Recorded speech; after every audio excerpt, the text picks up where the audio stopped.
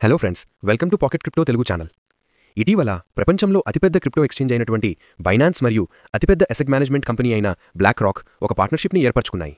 ఈ పార్ట్నర్షిప్ యొక్క వివరాలు ఇప్పుడు చూద్దాం.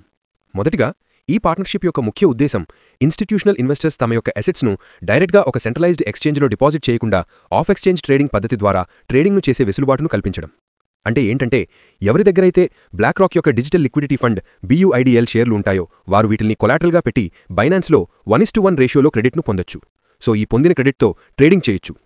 ఇక్కడ ఒక ముఖ్య విషయం ఏంటంటే, కొలాటరల్గా పెట్టిన షేర్లు అనేవి బ్లాక్ రాక్ వద్ద కానీ బైనాన్స్ వద్ద కానీ ఉండవు. ఈ రెండు కంపెనీస్కి ట్రస్టెడ్ మరియు ట్రాన్స్పరెంట్గా ఉండే ఒక థర్డ్ పార్టీ కస్టోడియల్ వద్ద ఉంటాయి.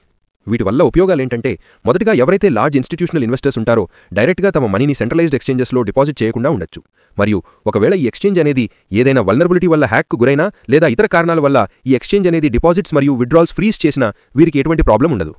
అంతేకాకుండా వీరు కలిగిన బ్లాక్ రాక్ షేర్లను కొలాటరల్గా ఉన్నా కూడా ఈ షేర్ల నుండి ఇంట్రెస్ట్ అనేది వస్తూ ఉంటుంది. తర్వాత క్రిప్టో పరిశ్రమలో దీనివల్ల ట్రెడిషనల్ ఫైనాన్స్ మరియు డీసెంట్రలైజ్డ్ ఫైనాన్స్ మధ్య దూరం అనేది తగ్గిపోతుంది. అంతేకాకుండా రియల్ వరల్డ్ అసెట్స్ అయినటువంటి ఉదాహరణకు US ట్రెజరీ బిల్స్ వంటి వాటిని కూడా టోకెనైజ్ చేసి ఉపయోగించుకోవచ్చు. దీనితో పాటు BUIDL షేర్లు ఇప్పుడు ఇథీరియం బ్లాక్ చైన్తో పాటు BNB చైన్లో కూడా అవైలబిలిటీలో ఉంటాయి.